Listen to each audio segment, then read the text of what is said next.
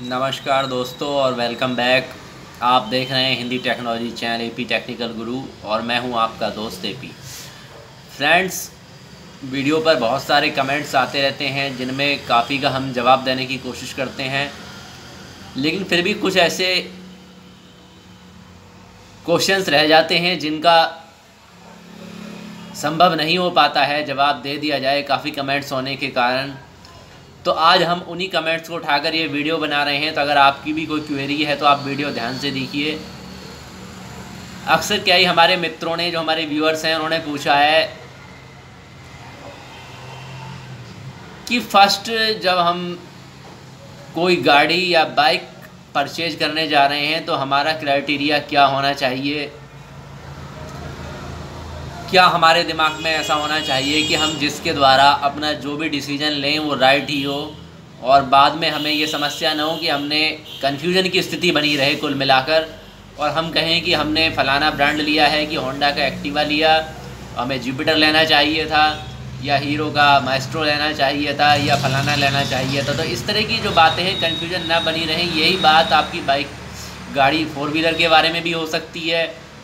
तो ऐसा पूछते हैं अक्सर, तो इसका क्या कारण है और क्या इसका सोल्यूशन है। फ्रेंड्स देखिए, आप चाहे 4 व्हीलर लेने जा रहे हैं या 2 व्हीलर लेने जा रहे हैं, दोनों के लिए सेम ही आंसर है।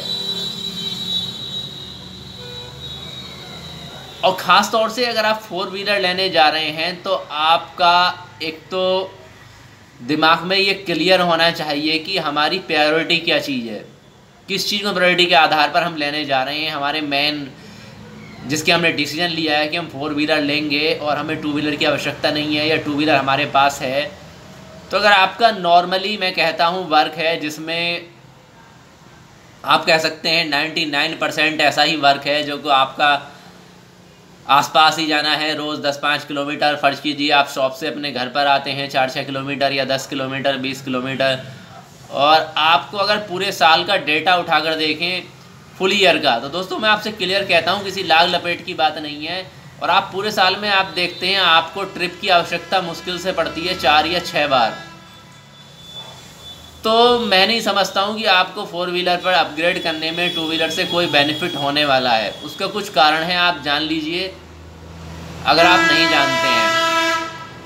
फ्रेंड्स देखिए,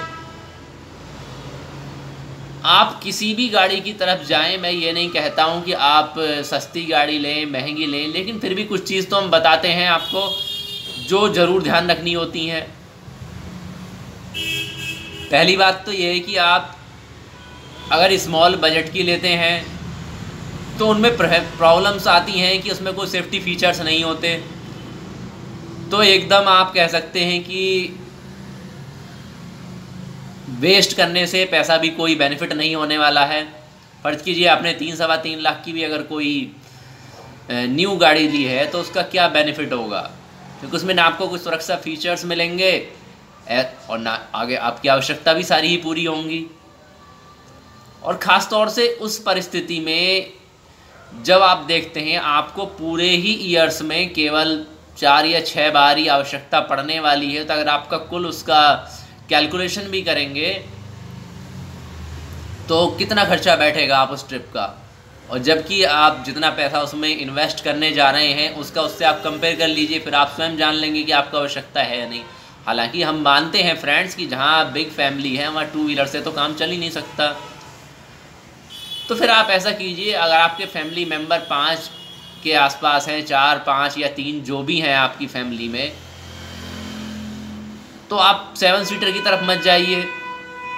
क्या आवश्यकता है आपको 7 सीटर की? आप किसी भी अगर अच्छे ब्रांड की 7 सीटर लेते हैं तो 5 सीटर और 7 सीटर में काफ़ी डिफरेंस आ जाता है। आप एक उदाहरण देख सकते हैं, मारुति की जितनी भी हैं, स्विफ्ट हैं या ऑल्टो ही उठा लीजिए या K10 लीजिए, वैगनार लीजिए या सेलेरियो लीजिए, उनके प्राइस को आप देखिए, जो 4 लाख, फिर 5 लाख और 5.5 लाख और 6 और 7 लाख तक आ जाती। इसके बाद में अगर आप 7 सीटर पर अपग्रेड करते हैं, भाई जिस तरह की चाहिए वैन टाइप की से तो काम चलता नहीं है। आप जानते हैं कमर्शियल यूज़ तो हो सकता है उनका, लेकिन पर्सनल यूज़ तो आप नहीं कर सकते ना उनका। तो फिर आपको कम से कम उसकी अर्टिगा की तरफ जाना होगा, और जिसका आप जानते हैं जो उसका अगर मीडियम मॉडल भी लेंगे तो लगभग 8-9 लाख रुपए आपके जाने हैं उसमें। तो इसका कोई बेनिफिट नहीं है। अगर आपके मेंबर्स इतने हैं तो आप इससे भी काम चला सकते हैं। आप केवल 5 सीटर में ही देख लीजिए। और नॉर्मली अगर आप केवल माइलेज देखना चाहते हैं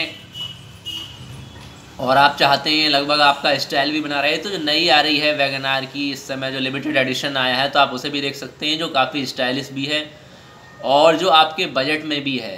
तो 5.5 लाख के आसपास आपको मिल जाएगी फ्रेंड्स। उसमें काफ़ी कुछ डेवलपमेंट किया गया है नॉर्मल वैगन आर से, तो काफ़ी अच्छी है। तो आप इसे देख सकते हैं। किसी कंपनी के प्रमोशन की बात नहीं है फ्रेंड्स, लेकिन ये रियल बात है। और अगर आप थोड़ा और इन्वेस्ट करना चाहते हैं तो आप लगभग 6 लाख रुपए में सेंट्रो देख सकते हैं। उसमें आपकी इच्छा है एमटी में देखते हैं या एएमटी में देखते हैं। हालांकि हमारा तो सजेशन यही है, जो आज का कंजम्पशन है रोडों पर, आप जानते हैं इतना सारा कंजम्पशन रहता है और बार बार आपको क्लच और गियर का प्रयोग करना होता है। तो अगर 6 लाख के आसपास आप चाहें तो सेंट्रो भी मिल सकती है, या इसके अलावा वैगन आर भी इससे कम में ही आ जाती है। 546 के करीब में वैगन आर आ रही है एमटी का जो। तो दोस्तों, जब फाइनली आप डिसीजन कर चुके हैं कि आपके माइंड में 3 चीज़ें सेट हैं, फर्स्ट आपका बजट, प्लस आपकी रिक्वायरमेंट, प्लस आप जो फीचर्स चाहते हैं, इसके बाद में आप किसी भी कंपनी की गाड़ी पकड़ सकते हैं, चाहे वो मारुति हो, रेनॉल्ट हो या हुंडई हो या कोई सी भी एनीथिंग जो भी आप चाहते हैं, टाटा वगैरह। लेकिन आपको पहले किसी कार एक्सपर्ट से इस बारे में ज़रूर रिव्यू ले लेना चाहिए या इस बारे में सलाह ले लेनी चाहिए एक बार।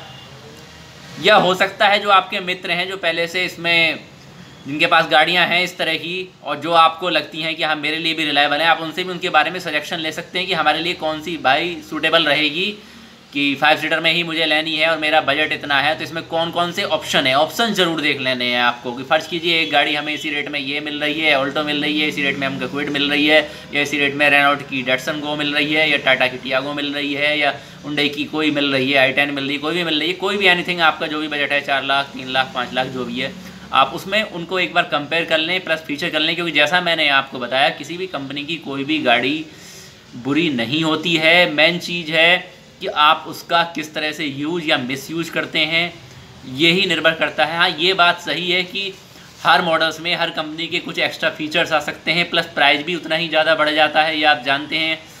तो आपको ये भी देख लेना है कि आपके लिए कितना नॉर्मली सही रहेगा। इतने फीचर्स काफ़ी हैं कि आपको केवल ऐसी ही गाड़ी चाहिए जिसमें एसी, हीटर्स वगैरह और मेनली ABS है, तो आप उस रेंज की गाड़ी देख सकते हैं जो 5 से 5.5 के एवरेज में आपको मिलेगी। इससे कम में नहीं मिल पाएगी मार्केट में। अगर उससे सस्ती चाहिए मिल जाएंगी मार्केट में, लेकिन आपको ये फीचर्स नहीं मिलेंगे। हालांकि जैसा मैंने आपको इस बारे में पहले ही वीडियो में बता दिया है, आप थोड़ा पीछे देखेंगे अगर आपने ध्यान से वीडियो देखी है बिना स्किप करे, तो वैगन आर का LXi मॉडल आ चुका है जो लेटेस्ट आया है 2018 का, उसमें आपको ABS फीचर्स भी मिलने वाला है, तो आप उसे भी ले सकते हैं। और आप जानते हैं वैगन आर का माइलेज भी काफ़ी अच्छा है और शायद इस रेट में मेरे ख्याल से कोई दूसरी गाड़ी अभी अवेलेबल नहीं है वास्तव में। हाँ, अभी जल्दी में तो आई है, फिलहाल तक तो नहीं थी। सेंट्रो की आप जानते हैं जो फर्स्ट मॉडल है उसमें भी ABS आ रहा है, एयर बैग्स आ रहा है, लेकिन आप देख सकते हैं आपके लिए सूटेबल्स कौन सी है, ये आपको देखना होगा उसके बारे में।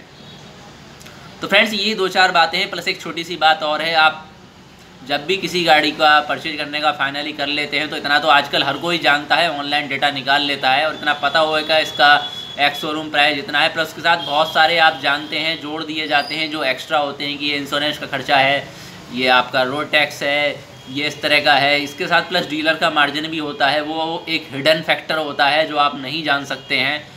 तो इसका सिर्फ एक ही ऑप्शन आपके लिए बचता है कि आप थोड़ी सी उसके साथ बार्गेनिंग भी कर सकते हैं, और मैं समझता हूँ करनी भी चाहिए, ऐसी कोई बात नहीं है। तो ये सबसे अच्छा, आप उसके द्वारा कितना मनी बचा सकते हैं, ज़्यादा लंबा चौड़ा नहीं, 10,000 या जो भी आपका बच सकता है 10-15 हज़ार, ये आप देख सकते हैं अपने डीलर से बात करके। जो रिलायबल होगा वो ज़रूर आपके लिए डिस्काउंट कर देंगे। प्लस हर कंपनी का आप ध्यान रखिए, मारुति की बात नहीं कर रहा हूँ मैं, लगभग सभी कंपनियों का हर समय, लगभग चाहे फेस्टिव सीजन हो या मंथली कोई ऑफ़र हो, ऑफ़र चलता रहता है। तो आप ध्यान रखिए कि वो ऑफ़र भी आपको माइनस करा लेना है। प्लस इसके अलावा कुछ एम्प्लॉई का, जैसे गवर्नमेंट एम्प्लॉई के लिए कुछ एक्स्ट्रा बेनिफिट देते हैं, अगर आप गवर्नमेंट एम्प्लॉई हैं तो वो बेनिफिट भी आप उसके साथ माइनस करा सकते हैं। उसके बाद में आप बार्गेनिंग करके अपना जो भी रेट है कम करवा सकते हैं। तब फाइनली आप देख सकते हैं कि आपको EMI पर लेनी है या कैश लेनी है, इसमें कोई प्रॉब्लम नहीं है, दोनों ही ऑप्शन अच्छे हैं।